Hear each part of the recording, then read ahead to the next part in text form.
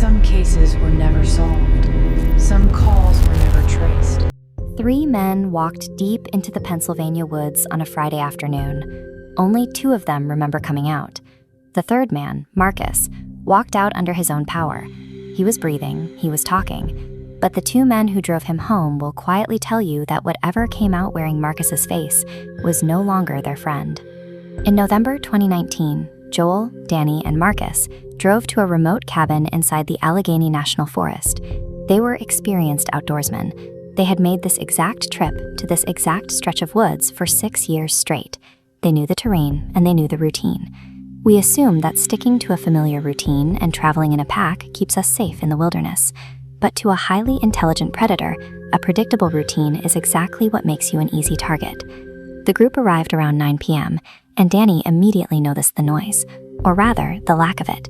There were no crickets, no wind in the branches, and no owls. The temperature had dropped, but a November forest is never completely silent.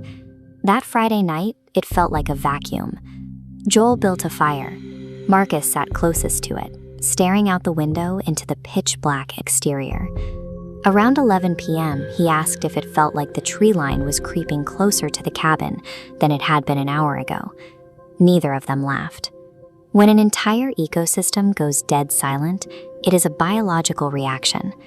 The local wildlife recognized that a massive, unrecognized apex predator had just moved into the territory, and their survival depended on absolute stillness. Before dawn on Saturday, they suited up and split across their standard hunting ground. Joel went north to the ridge. Danny took the eastern creek. Marcus headed west, into the thickest part of the forest where the canopy blocks the sky.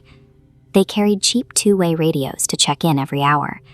At 7:45 a.m., Danny's radio crackled. Instead of Marcus reporting his position, Danny heard 43 seconds of slow, heavy, rhythmic breathing pressed directly against the microphone before the line went dead. 30 minutes later, a single deep rifle shot echoed from Marcus's direction, then absolute silence. Then 2 more shots fired in rapid, panicked succession. Joel and Danny dropped their gear and sprinted west. They found Marcus perfectly still in a small dirt clearing, his rifle aimed at the ground.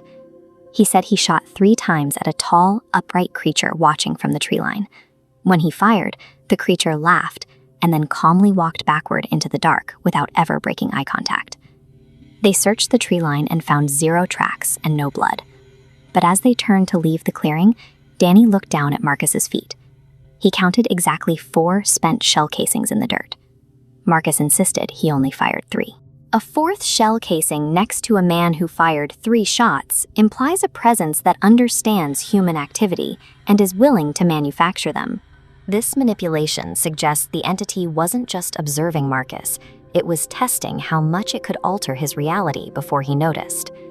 Marcus spent Saturdays staring blankly out the cabin window, entirely detached from the conversation. That evening, Joel took a flashlight to the porch and swept the tree line.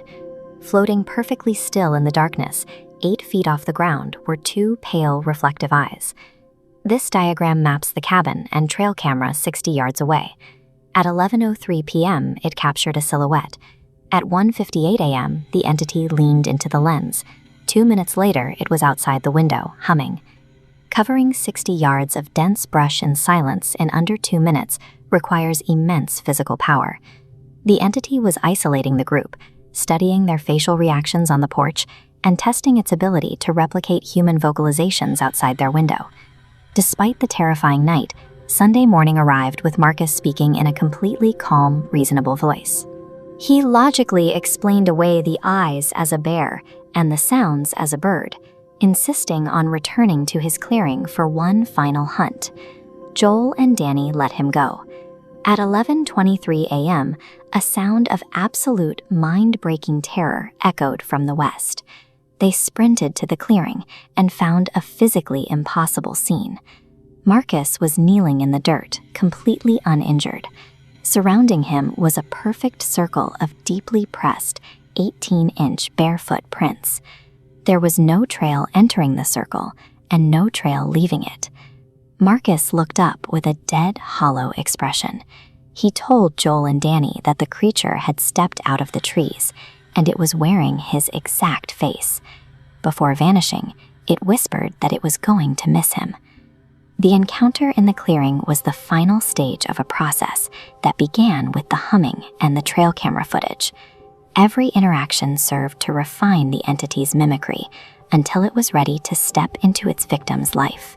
They packed their gear in silence and drove out Monday morning. As Danny checked the passenger side mirror, saw a tall, unnaturally still figure standing at the cabin's edge, watching their truck leave. Joel Hartman has never hunted again, and he spends his nights monitoring the security cameras he installed around his home. Danny Cruz locked the trail camera footage in a heavy safe, submitting his account to document exactly what they experienced. Marcus relocated 6 weeks later. Before leaving, he texted Danny that the creature wasn't finished with him, and that he finally understood why it learned his face. 31 days later, his landlord found his apartment empty, with his car and all belongings left behind. The Allegheny National Forest covers over 500,000 acres.